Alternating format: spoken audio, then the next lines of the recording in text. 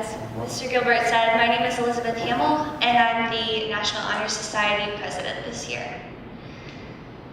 This is my second year in National Honor Society, and I came to New Life Academy as a freshman. And when I came, I would have never been able to have guessed how much this place, my teachers, my peers, and my friends would come to mean to me. Once I heard a pastor say, "A school that's alive is worth the drive." Sounds funny, but I've learned that it's really true. And I'm glad that it's true because every morning my brother and I face a 25-minute commute in from Hudson, where my family and I live, into New Life. And since Will and I frequently can't agree on what music to listen to, we've started listening to a sermon series called Your Move by Andy Stanley, which I highly recommend if you're interested. Will and I are hooked. Andy's latest series, called How to Get What You Really Want, has really struck a chord with me, and I really haven't been able to stop thinking about it since I listened to it for the first time. In this series, Andy's main point was that we will never get what we really want until we discover what we truly value. And he said that what we want naturally is continuously in conflict with what we ultimately value. In the third episode of his sermon series, Andy talked about a chapter of Stephen Covey's book called The 7 Habits of Highly Effective People, which I'm sure some of you teachers and parents may have read. In this chapter, Stephen Covey told his readers to imagine that they were at their own funeral and consider and write down what they would want their friends, family, co-workers, and neighbors to say about them. And Andy said that as he considered what he wrote down, he found that what he wanted his loved ones to say about him had absolutely nothing to do with his accomplishments. They had everything to do with his character and how he treated others. After introducing this exercise, Stephen Covey said, "If you carefully consider what you wanted to be said of you in the funeral experience, you will find your definition of true success." Now you may be thinking that it's really strange that this would be making an impact on me. I'm only 18 and with God willing a whole life ahead of me, but I've been making really big decisions currently about college and thinking about where God is calling me to go for the rest of my life. And it's not like I want to write my own eulogy, but as I think about Stephen Covey's challenge to us, I know that I don't want to be remembered just by the grades that I had, or the job that I had, or the money I made, or anything like that. And I'm sure this is true for you too. In the end, we want to be remembered, as Mr. Gilbert said, for our integrity, for honesty no matter the cost, for the way we loved others. Even though this world values academic success, professional success, and the like, that is still truly our definition of what real success means.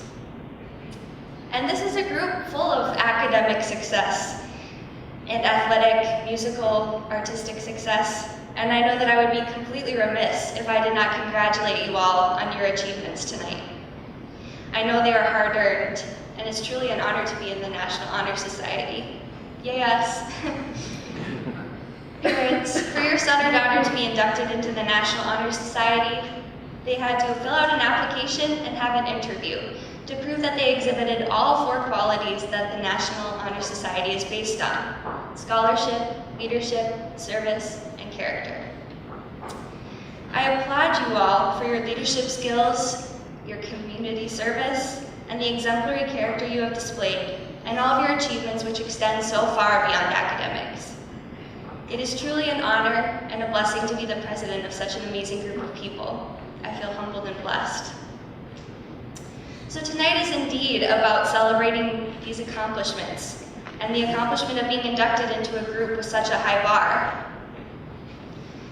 But friends, more importantly, we are all Christ followers, and the bar has been raised even higher than this for us. We are called to an even greater type of success. The kind of success Andy Stanley spoke about. The success that is tied to what we ultimately value. And fellow NHS members, I truly feel that we would be mistaken if we made this night and this group all about honoring our own accomplishments.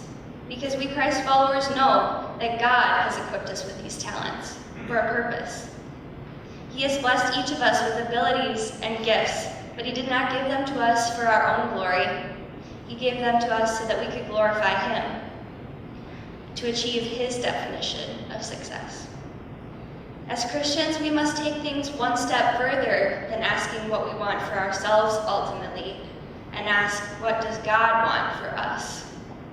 And God has really put it on my heart that what he wants for this group is to take these talents that we have, these abilities, and use them for his kingdom. 1 Peter 4:10-11 says, each of you should use whatever gift you have received to serve others as faithful stewards of God's grace in its various forms. If any of you speaks, they should do so as one who speaks the very words of God. If any of you serves, they should do so with the strength that God provides, so that in all things God may be praised through Jesus Christ. To him be the glory and the power forever and ever. So let's be a National Honor Society that honors God first, that uses our gifts and talents to serve others with love and compassion. I see so much amazing talent here in front of me that if we harness it and use it as servant leaders, imagine what we can accomplish. We all know that Jesus took 5 loaves of bread and 2 fish and fed 5,000. There's 47 of us here. Imagine what he can do with all of us if we let the Spirit lead us this year. So I ask you all to come alongside of me this year as servant leaders, honoring God first and using our talents and NHS for his purpose, that we may be truly successful in his eyes. And I would really like to ask the teachers and parents for prayer, that we may see God's purpose and opportunities for us. Thank you all so much. I'm excited to see how God will use us, and I hope you are too.